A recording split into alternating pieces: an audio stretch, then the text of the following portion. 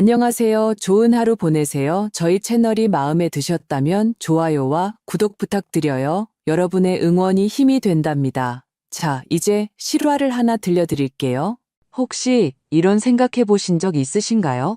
평생 애지중지 키운 자식들이 어느 날부터 당신을 돌아보지 않는다면 당신이 손수 일군 가정이 가장 힘들고 외로운 순간에 차가운 침묵만이 흐르는 공간이 되어버린다면 살가운 보살핌과 효도가 아득한 사치가 될 때 한 사람은 어떻게 자신을 지켜야 할까요?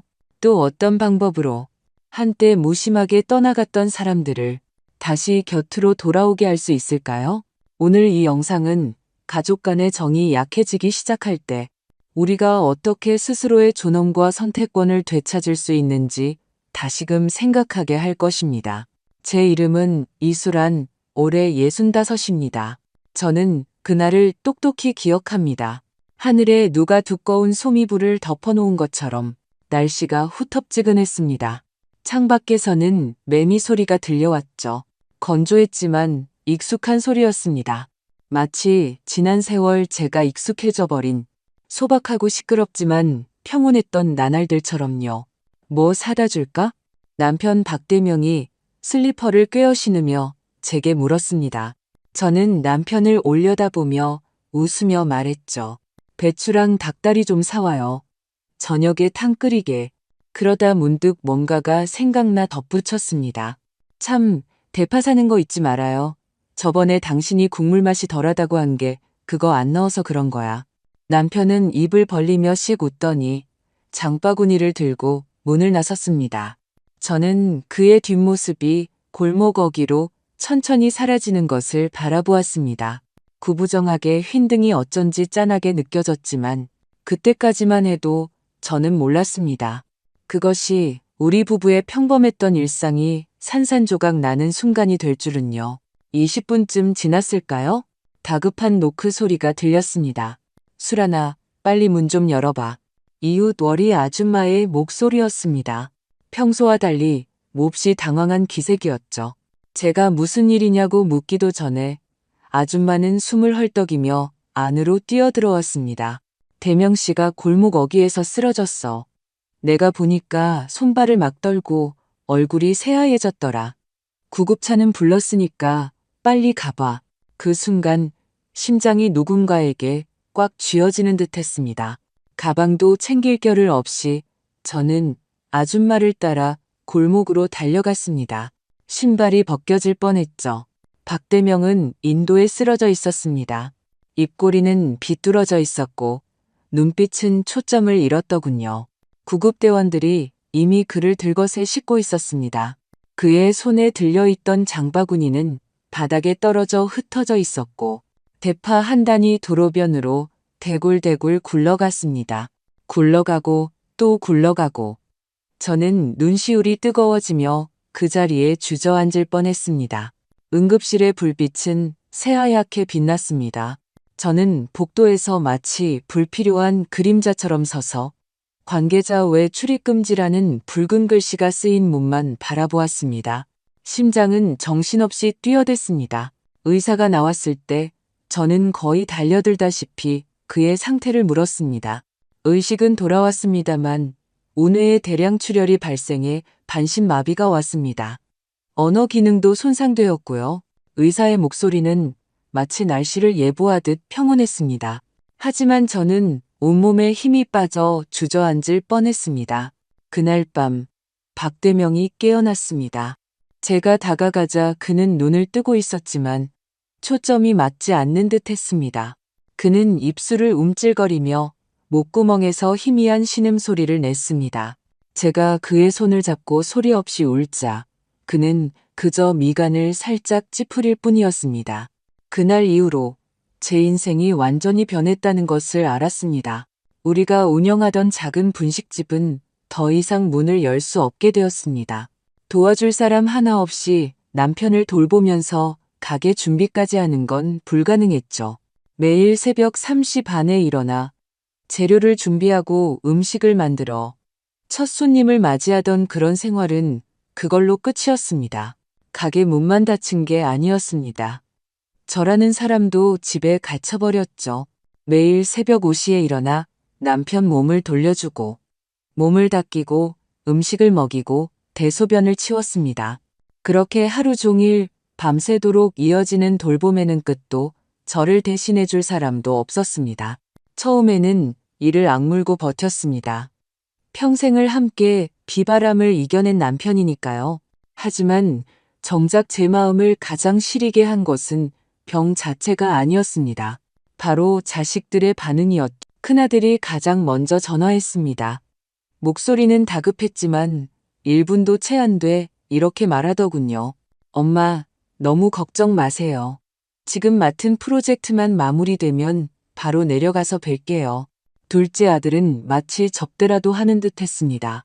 엄마, 알겠어요. 저도 지금 정신이 없어서 하는 동안 전화기 너머로는 술잔 부딪히는 소리가 들려왔습니다. 두 마디도 못하고 전화를 끊었죠. 막내딸 아라는 엄마, 고생 많으시네요. 몸 잘 챙기세요라는 카톡 메시지 한 줄을 보냈습니다. 그때만 해도 저는 스스로를 타일렀습니다. 젊은 애들은 자기들 생활이 있으니 어쩔 수 없지. 자리 잡으면 꼭 돌아와서 우리를 챙겨줄 거야. 심지어 그래도 전화는 했잖아. 부모를 잊지는 않았구나. 하고 스스로를 위로했습니다.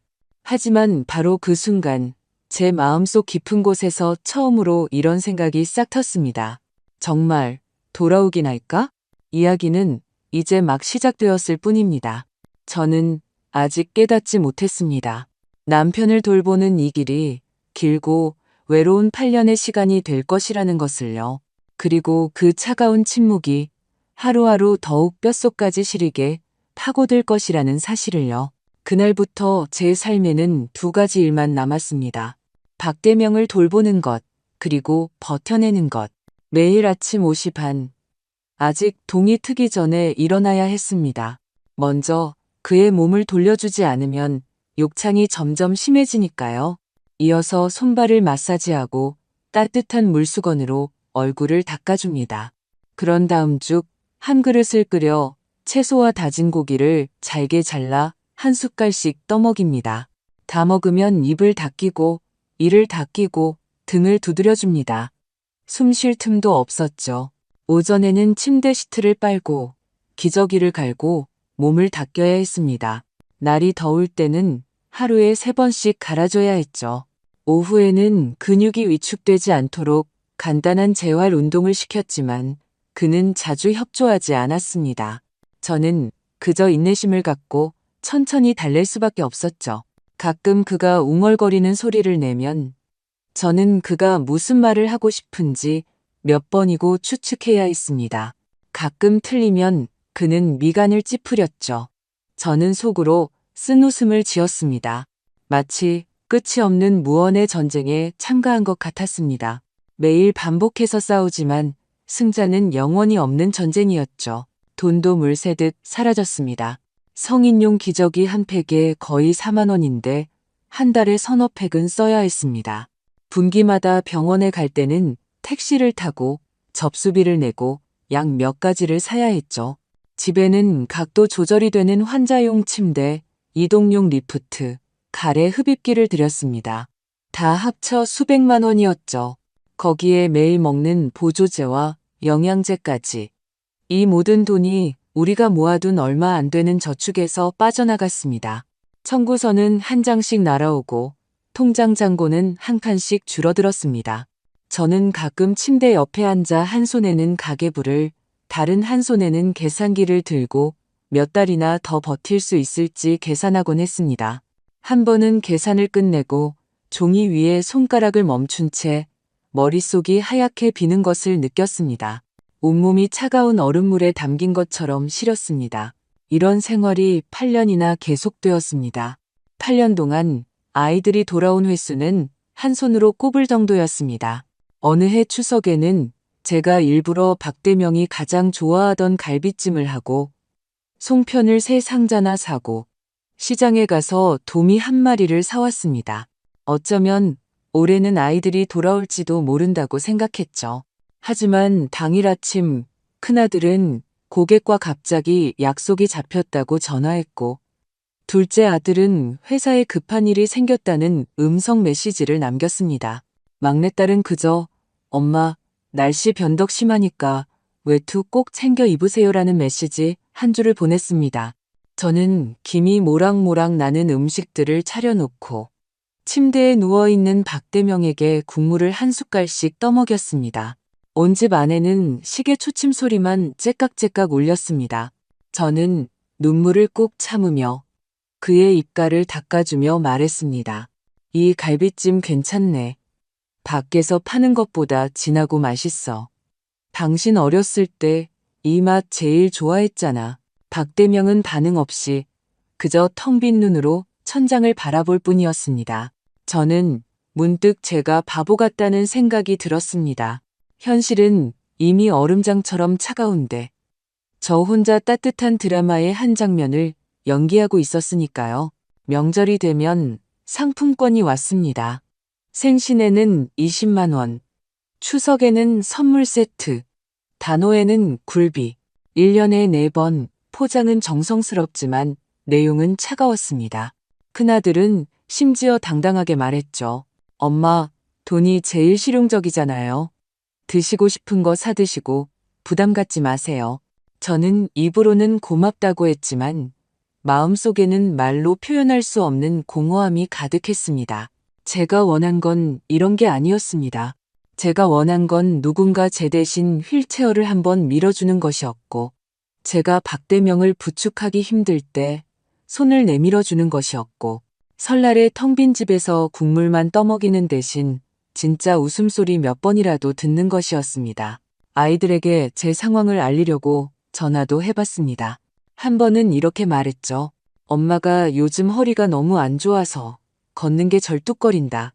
전화기 너머의 큰아들은 잠시 침묵하더니 말했습니다. 엄마, 또 우리 오라고 그러시는 거죠? 저 정말 못 가요. 그냥 간병인 구하시면 안 돼요? 그 목소리는 걱정이 아니라 방어였습니다. 마치 제가 그들의 삶을 영원히 방해하는 골칫덩어리인 것처럼요. 그날 이후로 저는 더 이상 전화를 걸 용기가 나지 않았습니다. 제 입에서 나오는 모든 말이 부담이 될까봐, 제 발신자 번호를 보고 아이들이 미간을 찌푸릴까봐, 한마디만 더 하면 제가 탐욕스러운 늙은이로 보일까봐 두려웠습니다. 저는 침묵하게 되었습니다. 아프다는 말도, 힘들다는 말도, 기대한다는 말도 더는 하지 않았습니다. 말하고 싶은 충동을 꾹 삼키고 침묵으로 하루하루를 살았습니다. 이웃 월이 아줌마네 집은 늘 시끌벅적했습니다. 그 집 새아이는 자주 돌아왔고 손주들은 골목에서 자전거를 타며 깔깔거렸습니다. 아줌마가 반찬을 가져다 줄 때마다 늘 이렇게 말했죠. 수련아, 너도 좀 나와서 걸어. 맨날 집에만 틀어박혀 있으니까 얼굴이 누렇게 떴잖아. 저는 그저 웃으며 아무 말도 하지 않았습니다. 어딜 나갈 수 있겠어요? 이 집은 저 혼자라도 버티고 있어야 무너지지 않는걸요. 밤이 되면 저는 홀로 병상 옆에 앉아 하루가 다르게 말라가는 박대명의 몸을 바라보았습니다. 뺨은 움푹 패고 눈빛은 흐릿해졌죠. 가끔 이런 생각을 했습니다. 이렇게 사는 게 정말 사는 걸까? 내가 그와 함께 보내는 이 시간이 인생의 마지막 장일까? 아니면 끝없는 기다림일까? 하지만 저는 알고 있었습니다. 제가 무너지면 안 된다는 것을요. 제가 무너지는 순간 이 집의 마지막 남은 체면마저 산산조각 날 테니까요. 저는 더 이상 아이들이 제 마음을 알아주리라 기대하지 않았습니다. 그들이 돌아오리라 바라지도 않았죠. 지난 8년은 마치 동트지 않는 칠흑 같은 밤처럼 매일같이 제 어깨를 무겁게 짓눌렀습니다. 숨이 막힐 듯이요. 그러나 어려움은 언제나 꼬리에 꼬리를 물고 찾아왔습니다. 그날 아침 날씨는 춥고 습했습니다. 잿빛 하늘은 잠에서 덜 깬 노인처럼 우울하고 무거웠죠. 점심은 해먹지 말아야겠다고 생각했습니다. 허리가 요즘 특히 쑤셨고 날이 습해지니 관절이 쑤셔왔기 때문입니다. 골목 어귀 편의점에 가서 도시락 2개와 뜨거운 국 한 팩을 사서 간단히 해결하기로 마음먹었습니다. 박대명은 아직 침대에 누워 있었습니다. 저는 그의 몸을 돌려주고 우유를 데워주며 금방 다녀오겠다고 말했습니다. 그는 반응이 없었지만 눈빛이 살짝 흔들리는 듯 했습니다. 문을 나설 때 바닥에는 얇은 물기가 고여 있었습니다. 골목 입구는 약간 경사가 졌죠. 저는 손에 우산을 들고 조심조심 걸었습니다. 그런데 모퉁이를 돌자마자 발이 미끄러지며 쿵 하는 소리와 함께 땅바닥에 심하게 넘어졌습니다. 그 순간 허리를 쇠몽둥이로 얻어맞은 듯한 극심한 통증이 꼬리뼈에서 등줄기까지 치솟았습니다. 저는 땅에 엎드린 채 꼼짝도 할 수 없었습니다. 빗물이 우산 끝을 타고 흘러내려 제 얼굴과 목덜미를 적셨습니다. 소름 끼치게 차가웠죠. 저를 병원에 데려다 준 것은 이웃 월이 아줌마였습니다. 아줌마는 택시를 부르면서 잔소리를 했습니다. 내가 그냥 배달시켜 먹으랬지. 이렇게 미끄러운 날 꼭 나가야겠어? 그녀는 안타까움과 화가 섞인 채 제 떨리는 손을 꼭 잡아주었습니다. 정형외과 의사는 엑스레이를 보더니 미간을 찌푸리며 말했습니다. 요추에 미세골절이 있습니다. 이 기간 동안 절대 허리를 숙이거나 무거운 것을 들면 안 됩니다. 이 상태로는 최소 2주 이상 푹 쉬셔야 합니다. 그 말을 듣고 제 머릿속에 떠오른 첫 번째 질문은 약이 필요한지, 심각한지가 아니었습니다. 그럼 제가 남편을 어떻게 돌보죠? 의사는 잠시 당황한 듯 했습니다. 제가 왜 자기 몸보다 다른 걸 먼저 걱정하는지 이해하지 못하는 눈치였죠. 저는 속으로 쓴웃음을 지었습니다. 지난 세월 어느 것 하나 제 손으로 감당하지 않은 것이 있었던가. 제가 감당하지 않으면 이 집은 무너질 텐데. 병원에서 나와 택시 뒷좌석에 앉았을 때 저는 온몸이 텅 비어버린 것 같았습니다. 허리는 욱신거렸고 숨을 쉴 때마다 둔한 통증이 느껴졌습니다. 전화하고 싶지 않았지만 해야만 한다는 것을 알았습니다. 큰아들에게 전화를 걸었습니다. 신호가 5번 울린 후에야 그가 받았습니다. 목소리는 여전히 바쁘고 방어적이었습니다. 네, 엄마. 저는 상황을 간단히 설명했습니다. 과장하지도 덧붙이지도 않았습니다. 그저 의사가 허리에 골절이 있어 사람을 부축할 수 없다고 말했다고만 전했습니다. 전화기 저편은 몇 초간 침묵했습니다. 그러더니 그가 말했습니다. 엄마, 제가 요즘 중요한 고객이랑 상담 중이라 정말 못 가요. 일단 이렇게 하세요. 제가 먼저 200만 원 보내드릴 테니 간병인부터 구해서 쓰세요. 제가 일 마무리되면 다시 연락드릴게요. 괜찮죠? 저는 휴대폰을 쥔 채 입을 달싹이다가 겨우 한마디를 쥐어짰습니다. 그래. 다음 날 아침 은행에서 문자 메시지가 왔습니다. 계좌에 200만 원이 입금되었다는 알림이었습니다. 저는 그 메시지를 한참 동안 쳐다보았습니다. 손에 쥔 휴대폰이 마치 차가운 돌덩이처럼 느껴졌습니다. 저는 그가 불효자라고 생각하지 않았습니다. 그는 그저 문제를 처리하는데 너무 능숙했을 뿐입니다. 저 또한 처리해야 할 하나의 항목으로 여겼을 뿐이죠. 양심이 없는 게 아니라 너무 이성적인 것이었습니다. 관계를 효율로 해결하고 책임을 정으로 대체하는데 너무 익숙해진 것이었죠. 저는 침대 옆에 앉았습니다.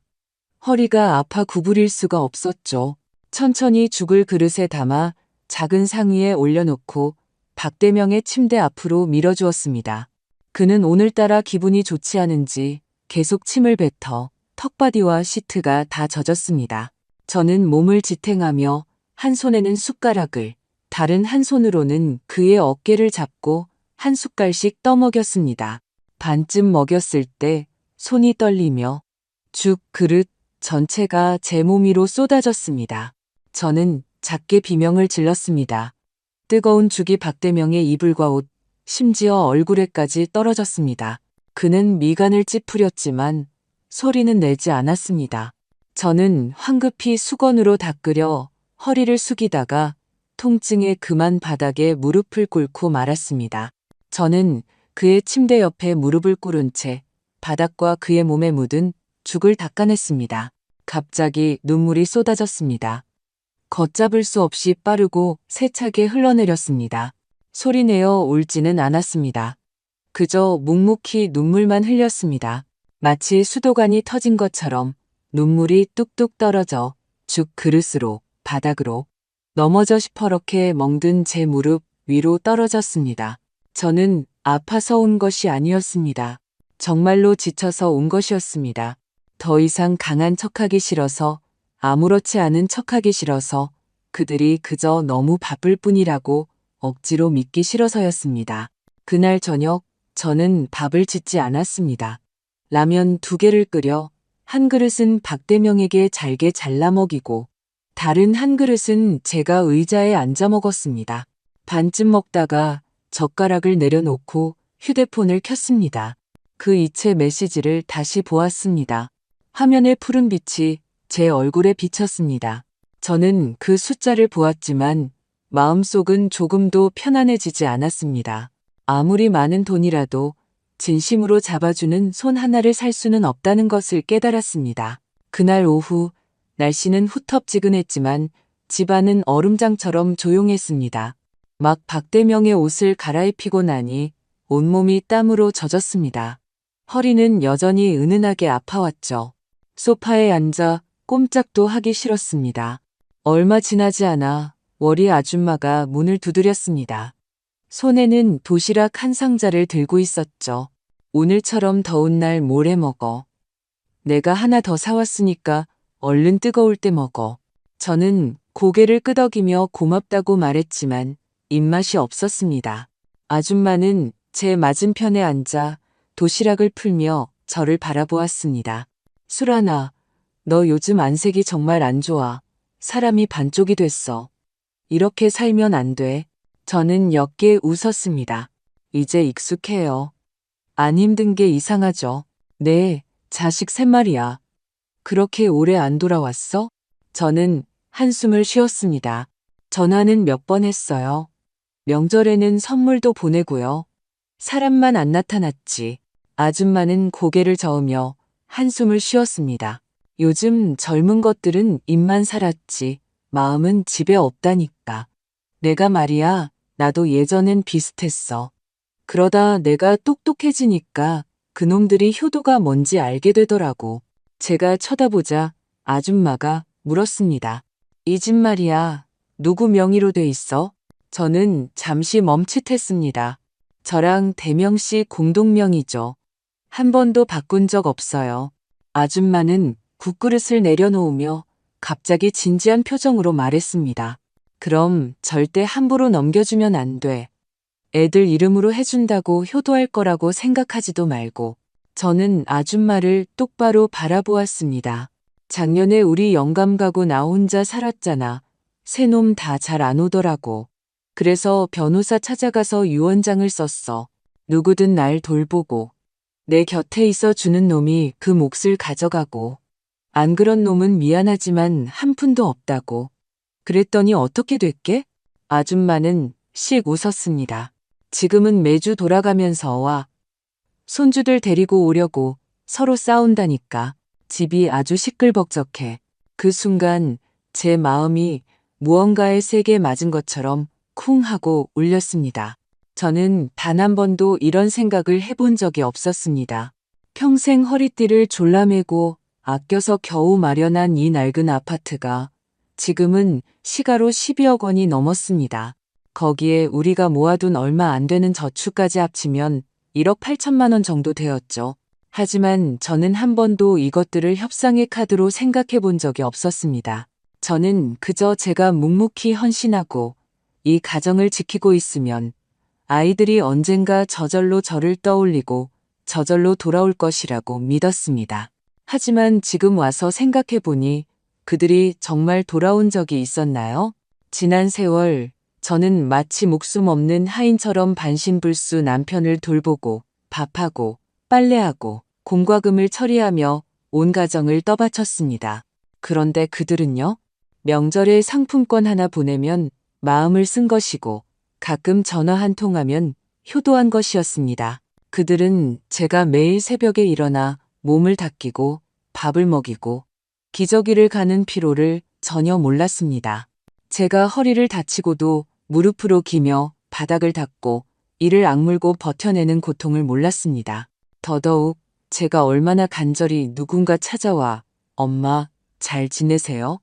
한마디 물어주길 바랐는지 몰랐습니다. 그날 밤 저는 잠을 이루지 못했습니다. 머릿속에서는 계속 워리 아줌마의 말이 맴돌았습니다. 바보같이 굴지 마. 네 뒷길은 네가 만들어야지. 저는 항상 사랑과 가족의 정만 있으면 충분하다고 생각했습니다. 하지만 현실은 눈앞에 있었습니다. 아무리 많은 사랑도 사람의 무심함을 이길 수는 없었습니다. 아무리 자식이라도 당신 손에 아무것도 없다면 그들은 당신의 노고를 저절로 기억해주지 않을 겁니다. 저는 침대에 누워 천장을 바라보며 우리 집의 재산을 하나하나 떠올려 보았습니다. 이 집의 시간은 약 12억 원. 우리의 예금과 노후 자금을 합하면 1억 8천만 원이 남아 있었습니다. 만약 제가 아무것도 하지 않는다면 미래의 이 자산들은 그들이 변호사 사무실에서 냉정하게 흥정하며 나눌 숫자에 불과할 것입니다. 그럼 저는요? 제 인생, 제 존엄, 제 노년은 그냥 그들이 마음대로 하도록 내버려둬야 할까요? 안 돼. 더 이상 이렇게 바보같이 살 수는 없어. 나는 더 이상 그들의 양심이 돌아오기만을 기다리지 않을 거야. 나 스스로를 위해 살기를 만들어야 해. 아직 동이 트기 전 저는 눈을 떴습니다. 알람 소리도 박대명의 신음소리도 아니었습니다. 제 심장 소리가 저를 깨웠습니다. 마치 어떤 결정을 대신 내려주기라도 하듯 빠르고 무겁게 뛰고 있었죠. 저는 조용히 침대 옆에 앉아 아직 깊이 잠든 박대명을 바라보았습니다. 그의 얼굴은 많이 야위었고 눈가는 처졌으며 입술은 살짝 말라 있었습니다. 저는 이불을 끌어올려 덮어주고 그의 귓가에 몸을 숙여 속삭였습니다. 여보, 걱정 말아요. 우리가 평생 힘들게 일군 것들 내가 잘 정리할게요. 저는 자리에서 일어나 책상으로 걸어가 서랍을 열었습니다. 미리 준비해둔 서류 봉투를 꺼냈습니다. 그 안에는 우리 부부의 신분증, 등기부등본, 은행 통장 사본 등이 들어있었습니다. 몇 번이고 확인한 서류들이었죠. 이번 걸음은 하소연을 하러 가는 것도 동정을 구하러 가는 것도 아니었습니다. 제 남은 인생의 운명을 바꾸러 가는 길이었습니다. 오전 8시 정각 저는 워리 아줌마와 함께 시내의 한 오피스 빌딩 앞에 섰습니다. 아줌마는 이런 일은 혼자 하면 마음이 약해진다며 꼭 같이 가주겠다고 고집했습니다.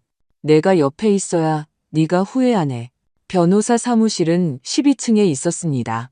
깨끗하고 밝았으며 책장은 단정했고 공기 중에는 옅은 가죽 냄새가 났습니다. 우리를 맞이한 것은 60살쯤 되어 보이는 변호사였습니다. 머리는 희끗희끗했고 안경을 썼으며 차분하고 노련해 보였습니다. 저는 일의 자초지종을 차근차근 설명했습니다. 그는 별다른 질문 없이 고개를 끄덕이며 기록했습니다. 이 여사님, 무슨 뜻인지 충분히 이해합니다. 저희 사무실에서 이런 사건을 자주 처리합니다. 유언장을 작성하는 것은 자식을 믿지 못해서가 아니라 스스로를 위한 마지막 안전장치를 마련하는 것입니다. 저는 옅게 웃었습니다. 네, 이제야 알겠어요. 노년은 사랑만으로 버티는 게 아니라 약간의 수단도 필요하다는 것을요. 변호사는 먼저 제 자산 구조를 정리해 주었습니다. 우리가 30년 넘게 산 이 낡은 아파트는 당시 3천만 원도 안 했지만 지금은 시세가 12억 원까지 올랐습니다. 우리 부부 공동 명의였죠. 저는 제 명의로 된 절반에 대해 유언장을 작성하기로 했습니다. 만약 제가 박대명보다 먼저 세상을 떠나면 그 지분은 새아이에게 균등하게 상속되지만 단서를 달았습니다.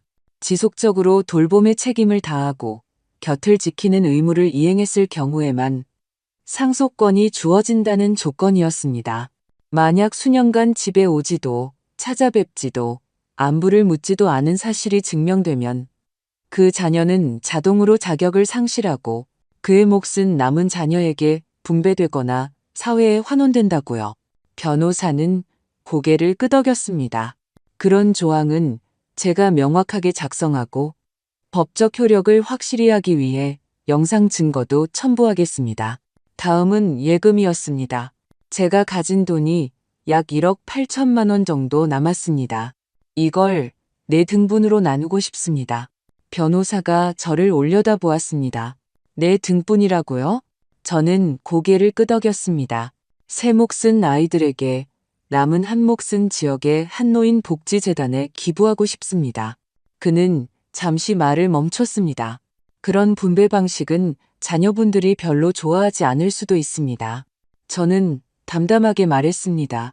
그 애들이 기뻐하든 말든 그건 그 애들 사정이고 제 마음이 편안한가 아닌가는 제 사정입니다.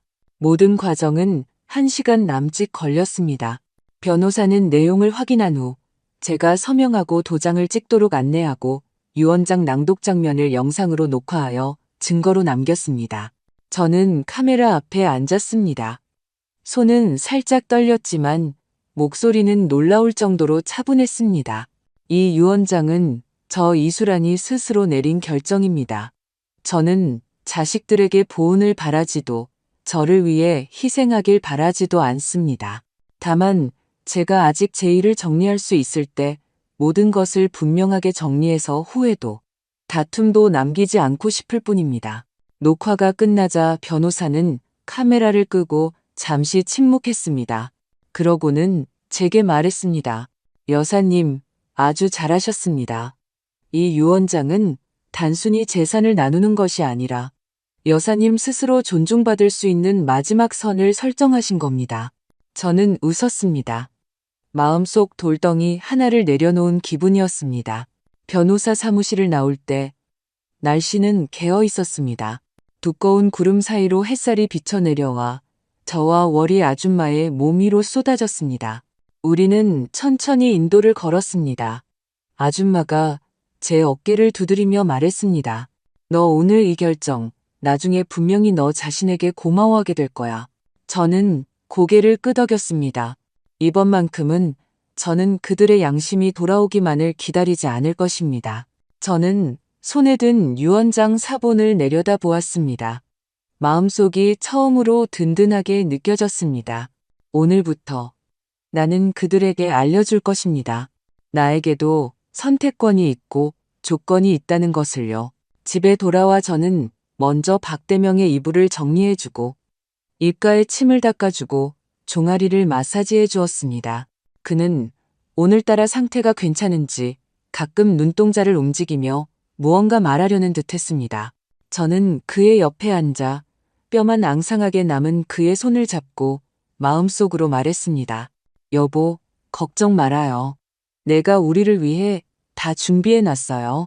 이 모든 것을 마치고 저는 식탁으로 걸어가 블랙커피 한 잔을 타서 단정하게 앉았습니다. 휴대폰을 켜고 가족 단톡방으로 손가락을 움직였습니다. 제가 자주 메시지를 보내지만 대부분 읽음 표시만 남던 그곳이었습니다. 저는 입력창을 열고 천천히 글자를 입력했습니다. 한자 한자 치면서 단어 선택을 몇 번이고 고민했습니다. 오늘 유언장 작성을 마쳤다. 우리 집은 현재 시가 12억 원이고 내 지분은 너희 세 사람에게 균등하게 분배될 것이다. 나와 내 아버지의 남은 노후 자금은 1억 8천만 원인데 내 아버지의 미래 의료비를 제외한 잔액은 4등분 될 것이다. 그중 한 몫은 지역노인 복지재단에 기부하기로 했다. 저는 잠시 멈추고 심호흡을 한 뒤 가장 중요한 문장을 썼습니다. 만약 앞으로 누가 집에 오지 않고 돌보지 않고 곁을 지키지 않는다면 내 결정이 어떻게 될지는 너희도 알 것이다. 오늘부터 누가 자주 돌아오고 누가 자주 곁을 지키는지 엄마는 마음에 다 새겨둘 것이다. 저는 이 글자들을 한자 한자 확인했습니다. 감정이 폭발하는 문장도 질책하는 문장도 없었습니다. 오직 사실과 조건뿐이었습니다. 전송 버튼을 눌렀습니다. 메시지는 마치 조용한 수면에 던져진 돌멩이처럼 날아갔습니다. 저는 휴대폰을 무음으로 바꾸고 화면을 뒤집어 책상 위에 두었습니다. 창가로 걸어가 조용히 바깥 하늘을 바라보았습니다. 그날은 흐렸고 구름은 지붕에 닿을 듯 낮게 깔려 있었습니다. 바람조차 답답했죠. 저는 아무것도 하지 않고 그저 소파에 앉아 식어가는 커피잔을 손에 든 채 한 모금도 마시지 않았습니다. 시간은 1분 1초가 흘러갔습니다. 1시간, 2시간, 꼬박 3시간이 지나도록 휴대폰은 울리지 않았습니다. 단톡방에는 아무도 답이 없었고 읽음 표시조차 뜨지 않았습니다. 저는 혹시 누군가 보자마자 바로 전화하지 않을까 기대했지만 아무 일도 없었습니다. 하지만 이상하게도 제 마음은 지극히 평온했습니다. 아마도 할 말은 다 했고 해야 할 일도 다 했기 때문일 겁니다. 더 이상 기다림도 애원도 아니었습니다. 이것은 통보였습니다. 명백한 통보였죠. 3시간이 거의 다 지났을 때 휴대폰이 마침내 한 번 울렸습니다. 큰아들의 전화였습니다. 저는 전화를 받았습니다. 그의 목소리는 드물게 부드러웠습니다. 엄마, 정말 유언장 쓰셨어요? 저는 평온한 목소리로 대답했습니다. 그래. 메시지 봤지? 그는 2초간 침묵하더니 말했습니다. 제가 오늘 오후 회의 취소했어요. 내일 아침에 KTX 타고 바로 내려갈게요. 뭐 드시고 싶은 거 있으세요? 제가 사갈게요. 저는 아무 말 없이 그저 나지막이 하고 대답했습니다. 전화를 끊은 지 10분도 안 되어 카톡 메시지가 도착했습니다. 둘째 아들이었습니다. 엄마, 제가 오늘 마침 부장님이랑 지방지사 발령 문제로 이야기했는데 방금 허락받았어요. 저 다시 아래쪽으로 내려가게 됐어요. 그러면 주말마다 집에 가서 아빠 돌보는 거 도울 수 있으니까 엄마도 좀 쉬세요. 저는 그 글자들을 한참 동안 쳐다보았습니다. 짧은 몇십 자가 8년간의 침묵을 깨뜨렸습니다. 조금 더 지나자 막내딸에게서 영상통화가 걸려왔습니다. 화면 너머의 딸은 얼굴이 창백했고 눈가는 붉었습니다. 막 울었던 것 같았죠. 엄마가 정말 그런 일을 하실 줄은 몰랐어요. 제가 안 돌아가고 싶었던 게 아니라 일이 정말 너무 바빠서 그랬어요. 근데 엄마가 그렇게 말씀하시니까 저 휴가 낼게요. 일단 집에 가서 엄마 곁에 좀 있을게요. 괜찮죠? 저는 그의 질문에 답하지 않고 조용히 물었습니다. 기차표는 샀니? 딸은 고개를 끄덕였습니다. 네, 이따가 바로 예매할 거예요. 저는 딸의 얼굴을 보았습니다. 제가 수없이 꿈속에서 부르고 명절마다 집 앞에 나타나길 바랐던 그 얼굴이 마침내 화면 속에 나타났습니다. 영상 통화가 끝난 후 저는 휴대폰을 내려놓고 소파에 기댔습니다. 기쁨에 겨워 울지도 분노가 가라앉아 후련하지도 않았습니다. 그저 형용할 수 없는 평온함이 느껴졌습니다. 마치 8년간 짓눌려 있던 마음의 한 구석이 마침내 풀어진 것 같았습니다. 저는 그들의 반응 속에 당혹감과 걱정, 그리고 계산이 섞여 있다는 것을 알았습니다. 하지만 그러면 어떻습니까? 그들이 돌아왔다는 것만으로, 이 집에 다시 사람 소리가 들린다는 것만으로, 이 집에 더 이상 저 혼자만의 숨소리만 남지 않게 된 것만으로도 충분했습니다. 때로는 사람을 집으로 돌아오게 하는 것은 그리움이 아니라 압박감입니다. 하지만 그들이 비록 유산 때문에라도 첫 발을 내디뎠다면 그것 또한 돌아온 시작입니다.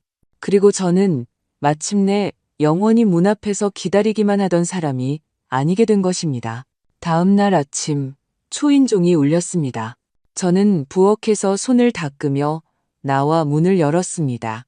큰아들이 문 밖에 서 있었습니다. 양손 가득 물건을 든 채 어색하게 웃고 있었죠. 엄마, 저 왔어요. 그는 마치 잘못을 저지른 아이처럼 작은 목소리로 말했습니다. 저는 고개를 끄덕이고 말없이 몸을 비켜 그가 들어오게 했습니다. 그는 물건들을 내려놓았습니다. 보온 내에 닭곰탕, 건강 보조식품들이었습니다.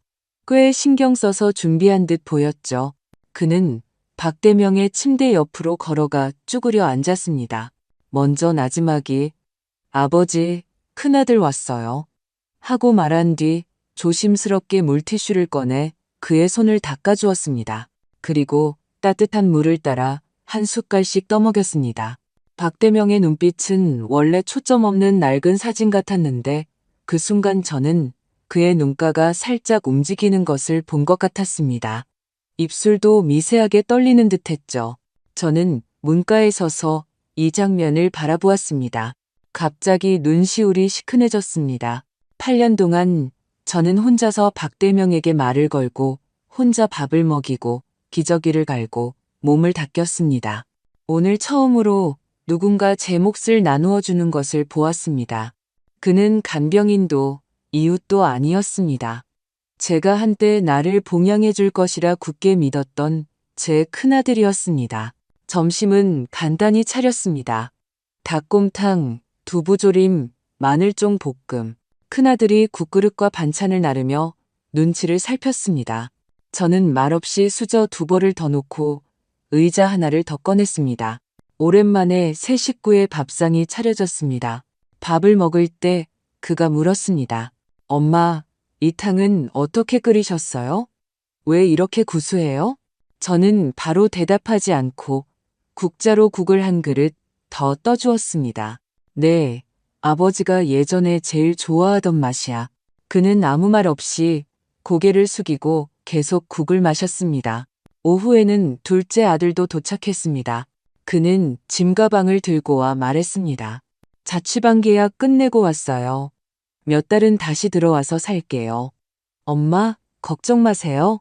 무슨 일이든 제가 할게요. 저는 그를 쳐다보았습니다. 한때 엄마, 저 바빠요라는 말을 입에 달고 살던 그가 이제는 제 대신 베란다를 청소하고 쓰레기를 버리고 휠체어를 닦고 있었습니다. 저녁 무렵에는 막내딸도 돌아왔습니다. 깨끗하게 세탁한 이불과 엄마를 위한 영양크림 몇 개, 그리고 직접 만들었다는 흑당 생강차 한 봉지를 들고 왔습니다. 엄마, 요즘 몸에 습기가 많이 찼을 텐데 이거 드시고 습기 좀 빼세요. 딸은 그렇게 말하며 소파 쿠션을 새 것으로 갈아주었습니다. 그날 저녁, 저는 이례적으로 푸짐한 상을 차렸습니다. 닭볶음탕, 굴소스 브로콜리, 어묵볶음, 틸라피아 탕수, 그리고 예전에 아껴두었던 개와주 한 병도 땄습니다. 우리 5 식구는, 아니 4사람이 휠체어 하나를 둘러싸고 함께 저녁을 먹었습니다. 박대명은 의자에 기댄 채 말을 하지는 못했지만 그의 눈빛이 조금 밝아진 것을 알아차렸습니다. 심지어 막내딸이 우스갯소리를 할 때 그의 입꼬리가 살짝 올라갔습니다. 그것은 격려이 아니라 미소였습니다.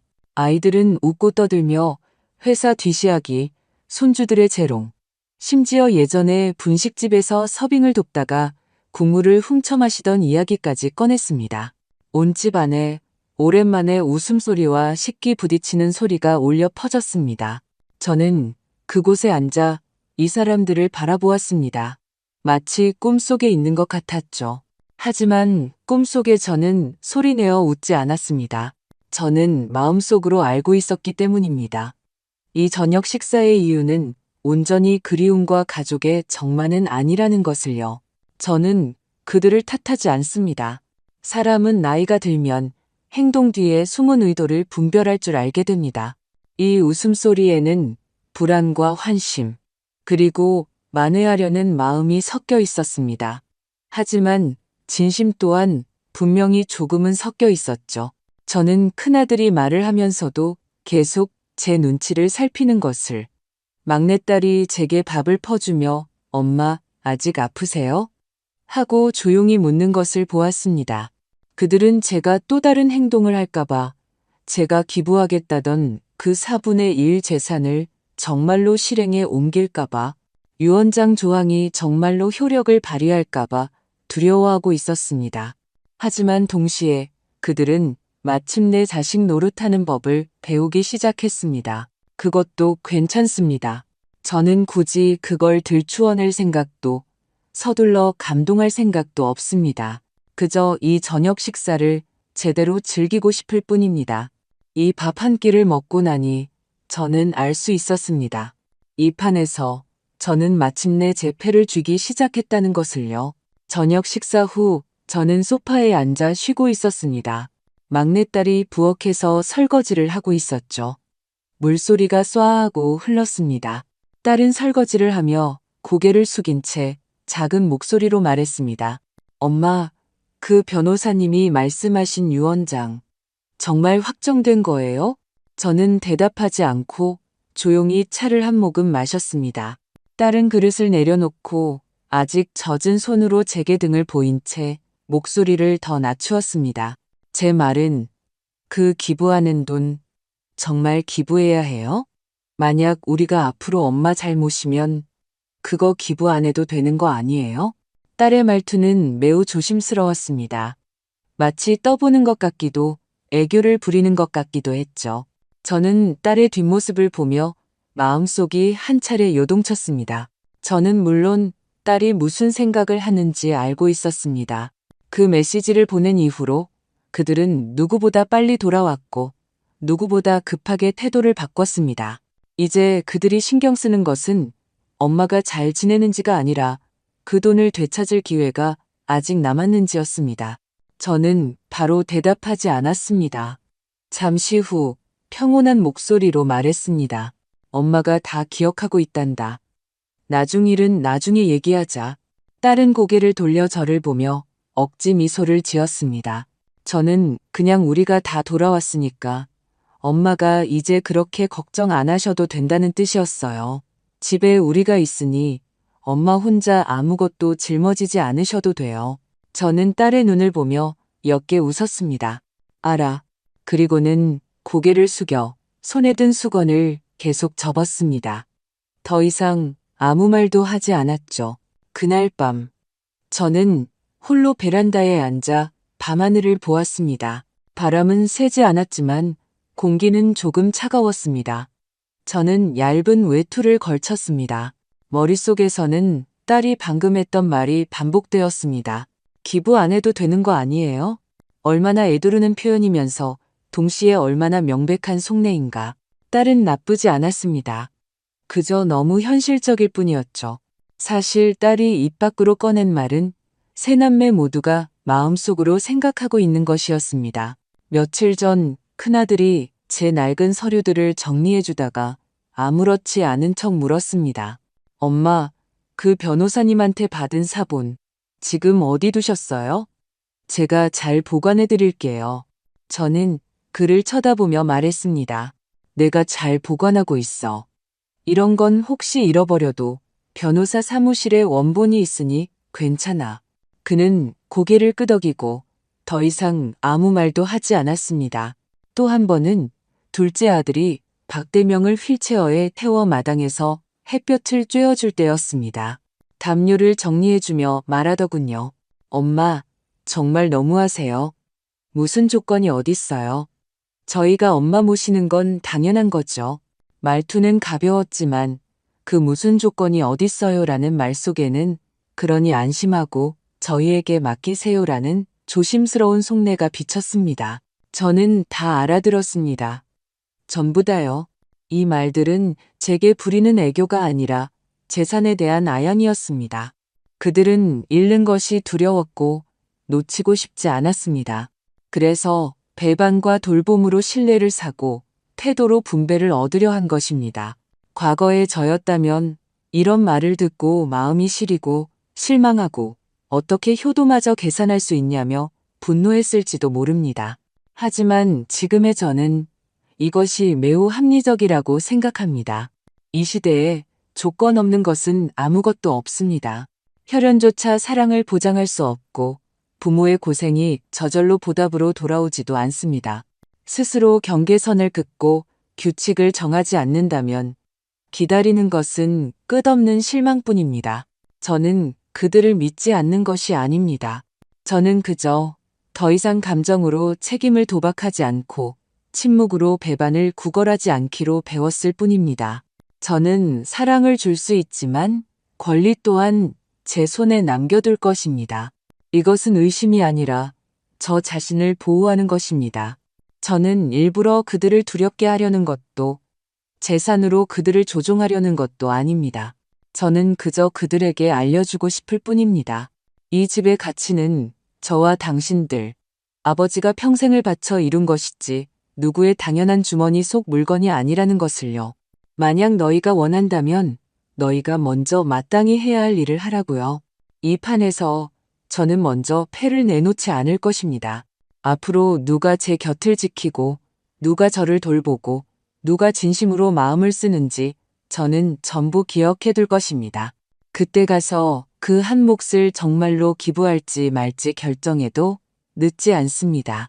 저는 의자에 기대어 조용히 생강차를 마셨습니다. 바람이 스쳐 지나갔습니다. 밤하늘은 고요했습니다. 마치 제가 마침내 스스로 통제할 수 있게 된 캔버스처럼요. 저는 더 이상 수동적으로 사랑을 기다리는 어머니가 아닙니다. 규칙을 쓰는 사람이죠. 이 게임은 아직 끝나지 않았습니다. 하지만 저는 그 안에서 절대 흔들리지 않을 자리를 잡았습니다.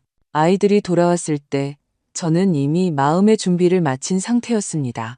큰아들은 항상 그랬습니다. 돌아온다고 말하면 반찬거리를 좀 사고 건강보조식품을 들고 와서 가끔 박대명과 산책하고는 또 서둘러 돌아갔습니다. 돌아가면 항상 일이 많았죠. 일, 친구, 고객. 거의 매번 제게 저 내일 갈게요. 몸 잘 챙기세요라는 문자만 남겼습니다. 그는 한 번도 엄마, 요즘 어떠세요? 라고 묻거나 엄마, 고생 많으셨어요? 라고 말하지 않았습니다. 때로는 그의 귀가가 의무감의 이행처럼 느껴졌지 정서적인 위안은 아니었습니다. 저는 그 순간 스스로에게 묻지 않을 수 없었습니다. 이런 귀가가 과연 귀가일까? 그가 과일 2봉지와 영양제 몇 병을 들고 들어왔을 때 박대명은 소파에 앉아 조용히 그를 바라보고 있었습니다. 별다른 감정 없이 그저 이런 날들에 익숙해진 듯 보였죠. 큰아들은 물건을 내려놓고 아버지 곁으로 가 쭈그려 앉아 어깨를 가볍게 두드렸습니다. 아버지, 저 왔어요. 오늘 괜찮으세요?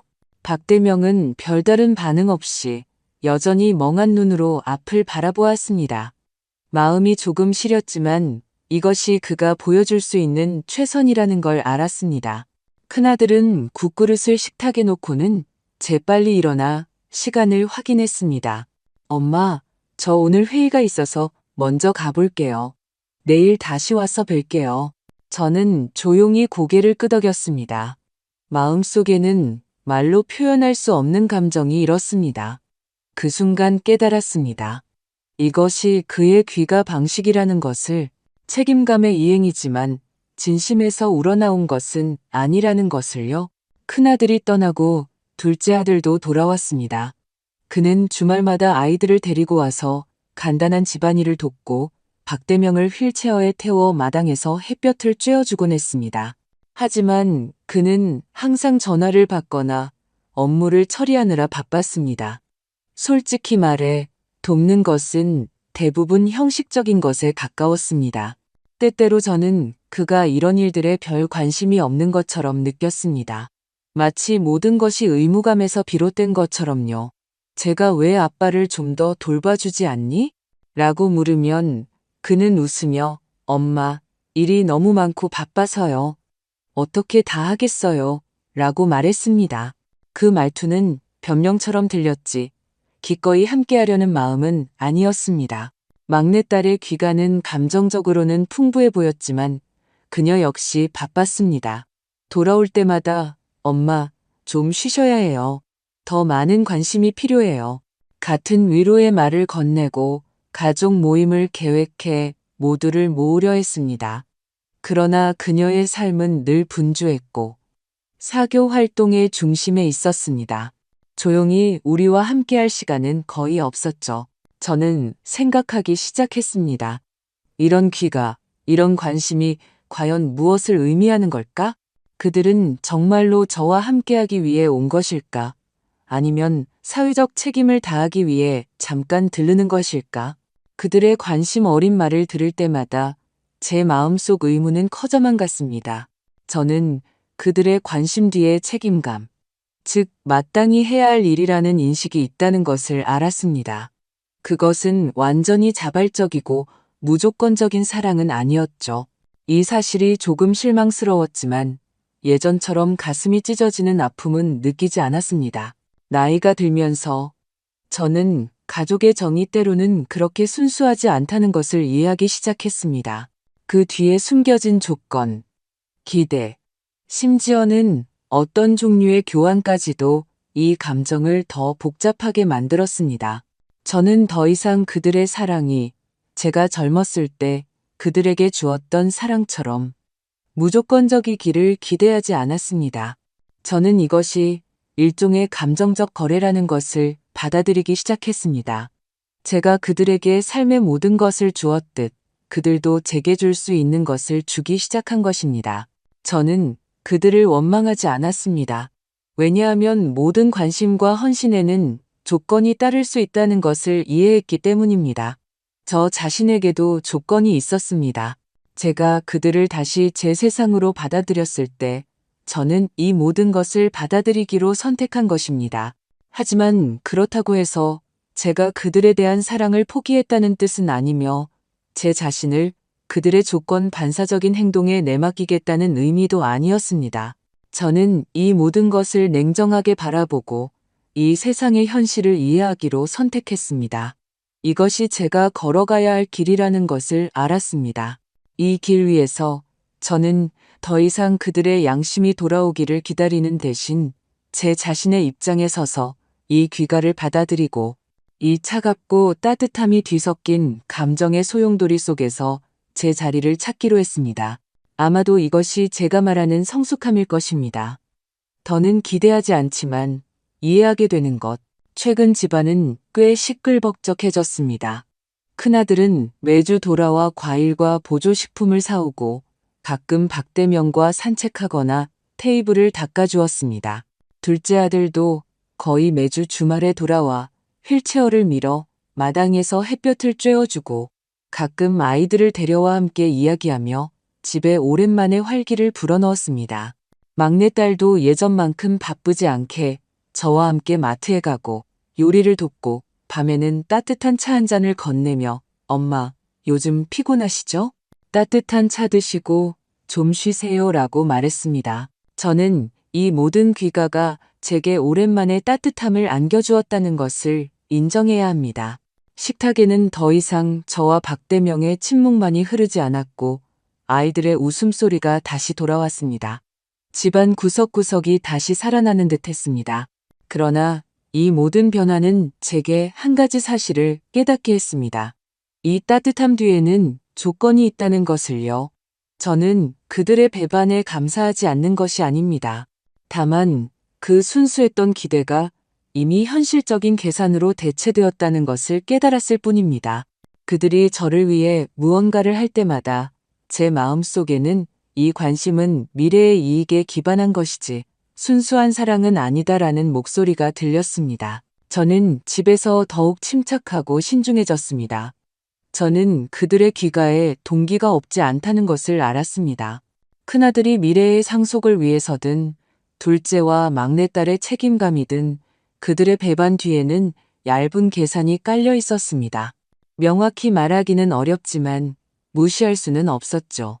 저는 어떻게 하면 저를 더 잘 보호할 수 있을지 더 깊이 생각하기 시작했습니다. 이 게임은 아직 끝나지 않았고 제가 준비해야 할 것이 많다는 것을 알았습니다. 특히 제 자산과 미래에 대해서는요. 저는 변호사를 다시 찾아가 제 유산 분배 계획을 재정비했습니다. 저는 유산을 더 세밀하게 계획하고 특정 용도로만 사용될 수 있는 부분을 설정했습니다. 제가 공익노인복지재단에 기부하고자 하는 모든 금액은 변경 불가능한 부분으로 명시했습니다. 이렇게 함으로써 제가 세상을 떠난 후 그 돈이 아이들에 의해 사용될 것을 걱정할 필요가 없게 되었습니다. 동시에 저는 아이들이 재산을 상속받을 때 몇 가지 기본 기준을 충족해야 한다는 조건도 설정했습니다. 예를 들어 박대명에 대한 돌봄 책임을 이행하고 그 과정에서 실질적인 행동을 보였을 경우에만 상응하는 상속권을 얻을 수 있도록 했습니다. 만약 누가 돌봄을 소홀히 한다면 그 몫은 재분배되거나 사회에 기부될 것입니다. 저는 이런 조치가 그들에게는 큰 도전이 될 것임을 알고 있었습니다. 이것은 그들에 대한 경고일 뿐만 아니라 저 자신을 위한 안전망이기도 했습니다. 이 집과 재산에 대한 제 통제력이 나이 때문에 약해지지 않았다는 것을 그들에게 알리는 것이었죠. 어느 날 큰아들이 돌아와 유언장 얘기를 꺼냈습니다. 이번에는 서둘러 내일 돌아가겠다고 말하지도 제게 무언가를 도와달라고 하지도 않았습니다. 대신 조용히 제 옆에 앉아 제가 서류를 정리하는 것을 바라보았습니다. 그는 조심스럽게 물었습니다. 엄마, 변호사님이 유언장은 어떻게 처리하는 게 좋다고 하셨어요? 저는 글을 올려다보며 옅게 웃었습니다. 말투는 담담했죠. 변호사님 조언대로 다 해뒀어. 이런 일은 나중에 얘기하자. 그는 조금 긴장한 듯 보였고 조금은 혼란스러워하는 것 같았지만 결국 더 이상 아무 말도 하지 않고 고개를 끄덕이며 제 책상 위 서류 몇 개를 정리해 주었습니다. 저는 그의 마음속에 많은 의문이 있다는 것을 알았습니다. 아마도 그는 아직 이 유언장 뒤에 숨겨진 깊은 의미를 완전히 이해하지 못했을 겁니다.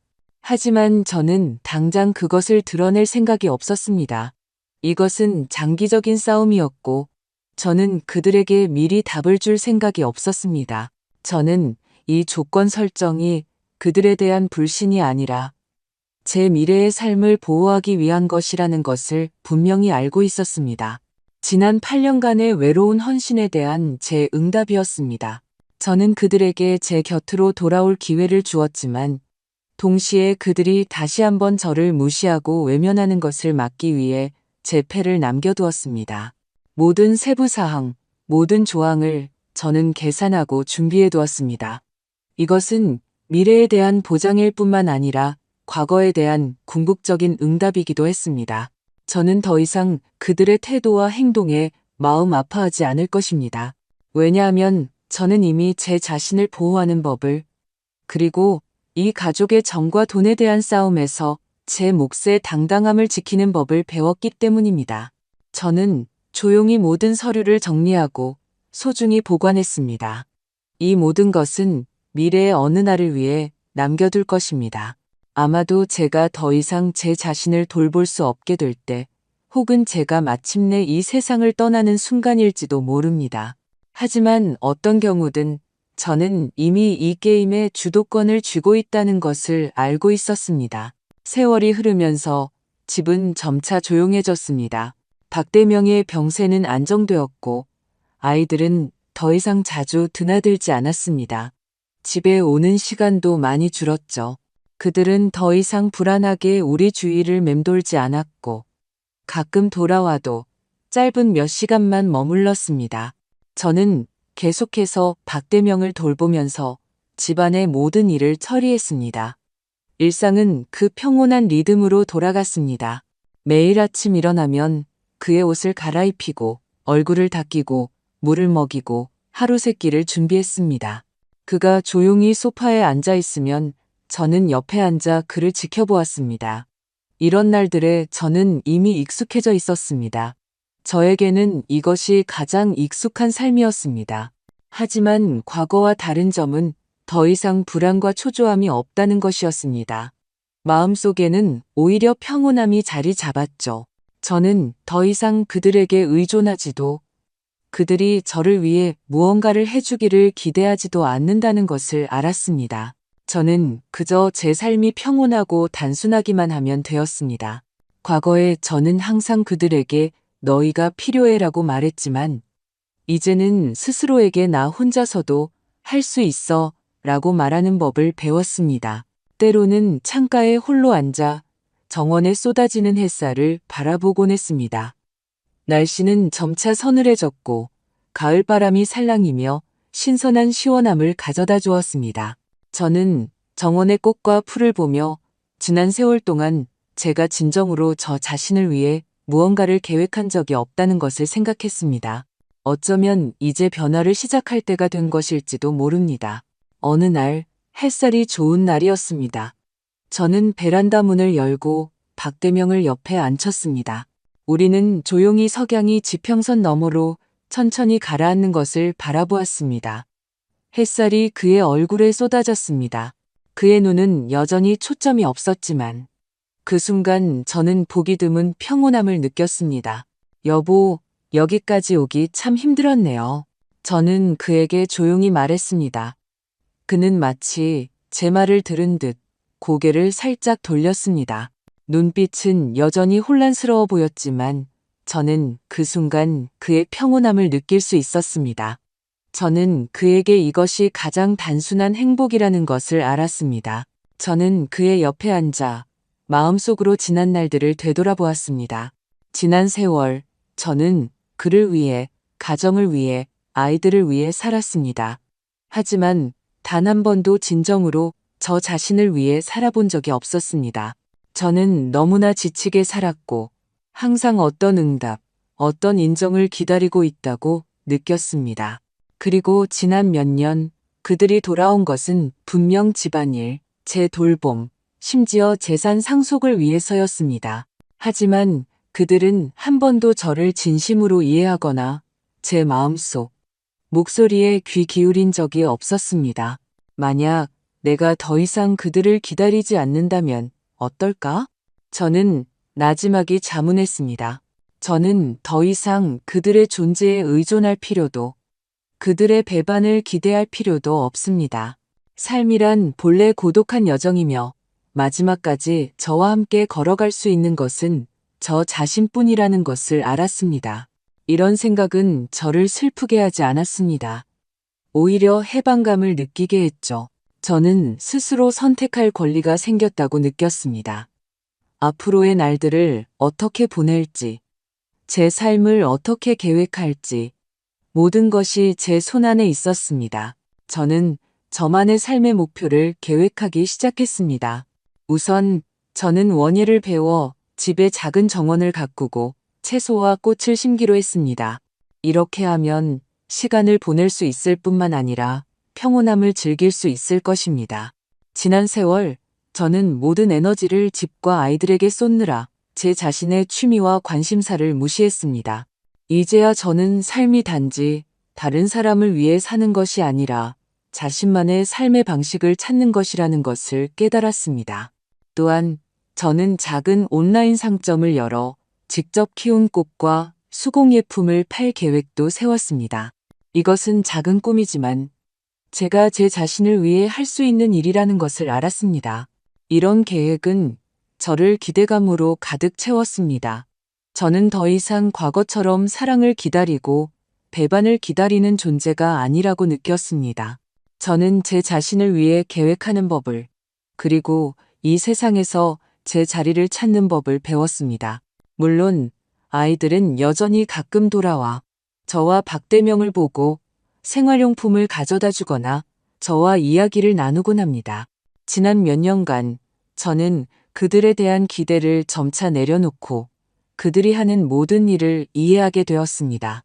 저는 그들의 관심이 거짓이 아니라는 것을 알지만 각자의 삶은 도전과 책임으로 가득 차 있다는 것도 압니다.